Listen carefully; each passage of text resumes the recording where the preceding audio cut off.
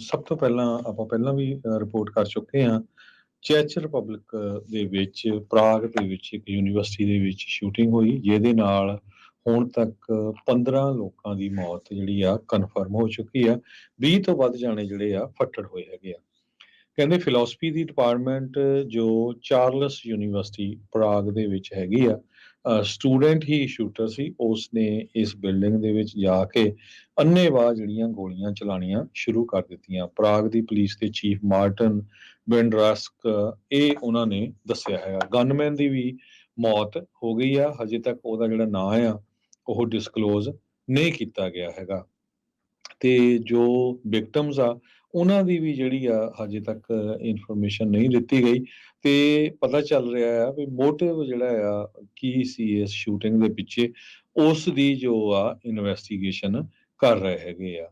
ਕਹਿੰਦੇ ਵੀ ਗਨਮੈਨ ਨੇ ਆਪਣੇ ਫਾਦਰ ਨੂੰ ਵੀ ਪਿਛਲੇ ਵੀਰਵਾਰ ਮਾਰ ਦਿੱਤਾ ਸੀ, ਜਿਹੜਾ ਉੱਥੇ ਦਾ ਉਹਦਾ ਹੋਮ ਟਾਊਨ ਆ ਹੌਸਟਾਊਨ ਕਰਕੇ ਵੈਸਟ ਆਫ ਪ੍ਰਾਗ ਦੇ ਵਿੱਚ ਹੈਗਾ। ਜੀ ਸੋ ਬਹੁਤ ਹੀ ਮੰਦਭਾਗੀ ਘਟਨਾ ਜਿਹੜੀ ਆ ਇੱਥੇ ਵਾਪਰੀ ਆ। ਤਸਵੀਰਾਂ ਆਈਆਂ ਜਿਸ ਦੇ ਵਿੱਚ ਨਿਆਣੇ ਬਾਲਕਨੀ ਤੋਂ ਲਟਕਦੇ ਹੋਏ ਜਿਹੜੇ ਉਹ ਨਜ਼ਰ ਆਏ, ਉੱਥੇ ਲੁਕੇ ਹੋਏ ਨਜ਼ਰ ਆਏ। ਜਿਹੜੀ ਮਾੜੀ ਮੋਟੀ ਬੰਨ ਹੁੰਦੀ ਉਹਦੇ ਉੱਤੇ ਲੁਕ ਰਹੇ ਸੀਗੇ। ਸੋ ਕਾਫੀ ਖੌਫਨਾਕ ਮੰਜ਼ਰ ਜਿਹੜਾ ਆ ਉੱਥੇ ਬਣਿਆ ਰਿਹਾ।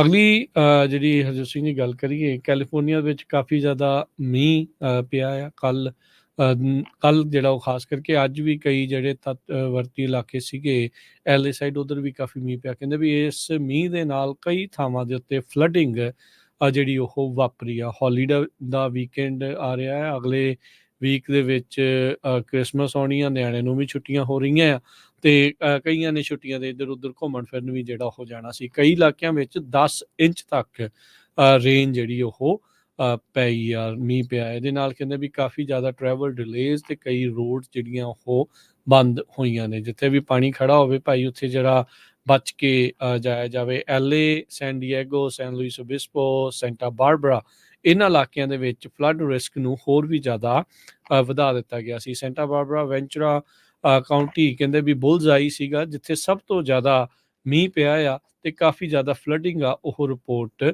ਹੋਈ ਆ। ਨੈਸ਼ਨਲ ਵੈਦਰ ਸਰਵਿਸ ਨੇ ਹੁਣ ਤੱਕ ਦੀ ਇਹਨਾਂ ਕਾਊਂਟੀਜ਼ ਦੇ ਲਈ ਦੂਜੀ ਸਭ ਤੋਂ ਹਾਈਐਸਟ ਫਲੱਡ ਥ੍ਰੈਟ ਆ ਉਹ ਐਲਾਨਿਆ ਹੈਗਾ ਆ।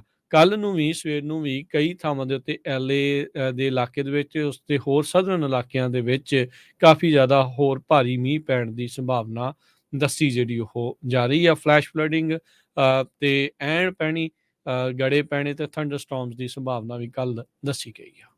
ਜੀ ਤੇ